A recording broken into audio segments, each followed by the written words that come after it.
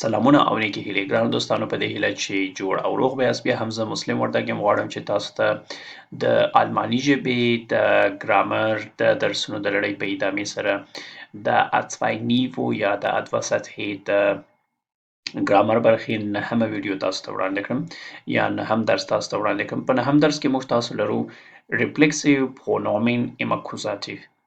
reflexive pronomen im Akkusativ یعنی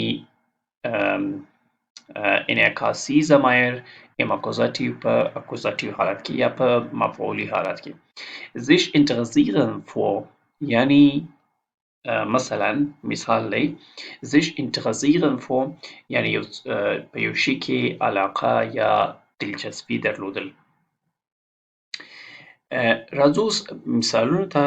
یعنی انعکاسي ضمایر یعنی څه معنا موږ تاسو په دې باندې پوه شو. یعنی څنګه انعکاسي ضمایر. لومړی په دې باندې پوه شو چې دا انعکاس یا انعکاسي ضمایر یا ضمیر که په عادي ډول یا په عام شکل باندې په عادي ژبه په دې باندې ځان پوه کړو. یعنی هغه عمل چې یو څوک یې سرته رسوي او بیرته هماغه شخص ته راجع کیږي. لکه مثلا زه وایم زه باید په خپله شاګردانو ته درس ورکړم. زه باید په خپله یعنی زه څه کوم درس ورکوم خو د عمل بیرته ځان ته راجع کوم. وایم چې زه په خپله دا په خپله چې دی دا انعکاس یعنی بیرته ماته انعکاس کوي. نو دغه ضمایرو ته انعکاسي ضمایر وایي. راځو په دې مثالونو کې واضح کوو نور هم او بیا راځو وایو چې کوم دي انعکاسي ضمایر. د مثال په ډول سره وایي چې zum Beispiel د مثال په ډول Interessierst du dich für Politik؟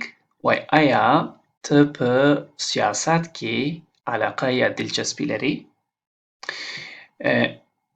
آیا ته په سیاست کې دلچسپي لرې؟ د یو چا څخه پوښتنه کوي یعنی د کوم عمل یا دلچسپي چې ده دا بیرته هماغه شخص ته راجع کوي. وایي چې په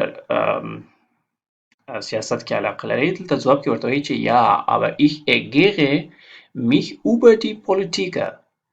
وایي هو زه علاقه ورسره لرم aber ich ärgere mich خو وایي زه د پولیټیکر یا د دغې سیاستدانانو څخه چې یم زه خفه یم ځینې. ärgere mich یعنی زه ځینې ناراضه یم یا خفه یم ځینې. یعنی دلته ärgere mich ärgere دی څنګه دی خفه دی او د عمل بیرته د خپل ځان ته راجع کړی. نو دلته چې یو عمل دی او بیرته خپل ځان ته راجع شوی نو دې ته موږ تاسو څه وایو reflexive pronomen یا انعکاسي ضمیر ورته وایي. بل دی wer interessiert sich für Sport یعنی وایي څوک علاقه لري یا څوک دلچسپي لري په څه شي کې په سپورت کې. یعنی دلچسپي درلودل یو عمل دی او وایي څوک د هغې سره د سپورت کولو سره چې لري دلچسپي لري یعنی عمل بیرته یو چاته راجع شوی. دلته بله جمله ده په دې کې وایي چې sie treffen sich am Wochenende mit Freunden. وایي sie treffen sich وایي تاسو ملاقات کوئ یا لیدنه کوئ am Wochenende د هفتې په آخري دا د رخصتۍ ورځې چې وي په دې ورځو کې mit Freunden د تاسو د دوستانو سره د ملګریو سره یا انډیوالانو سره. دلته یعنی د تاسو ملاقات کول د تاسو د دوستانو سره تاسو یو عمل کوئ او د خپلو دوستانو سره یعنی یو عمل بیرته تاسو ته راجع شوی دی. دته یعنی دغه ته انعکاس وي. Mein Freund fühlt sich heute nicht gut یعنی زما ملګری چې کوم دی یا دوست انډیوال چې کوم دی fühlt sich heute nicht gut یعنی هغه ښه نه دی ښه احساس نه کوي. مطلب دا دی چې مریض دی. Mein Freund fühlt sich یعنی د fühlen ښه احساس نه درلودل دا یو عمل دی یعنی څوک د ما ملګری هغه ښه احساس نه کوي یعنی دا کوم عمل چې دی بیرته دته راجع شوی دی. بل دی sie hat sich über sein Geschenk gefreut. یعنی هغه انجلۍ چې ده hat sich هغه انجلۍ خپل ځان د هغې sein Geschenk د هغې په تحفه باندې څنګه کړ؟ خوشحاله کړ. نو اوس د انجلۍ څنګه ده؟ یعنی خفه ده، هغې خپل ځان په خپله تحفه باندې څنګه کړ؟ خوشحاله کړ. یعنی دا په خپل ځان یې په خپله تحفه باندې خوشحاله کول د خپل یعنی یو عمل بیرته هغې ته راجع شو. نو دې ته به تاسو وایي چې reflexive pronomen. اوس راځو موږ تاسو دلته وایو چې reflexive pronomen کوم دي. دلته راځو موږ تاسو اوس په دې کې لومړی دلته لیکل شوي personal pronomen am accusative. personal pronomen لومړی موږ تاسو personal pronomen وایو. په تیر درس یعنی په 8م درس کې موږ تاسو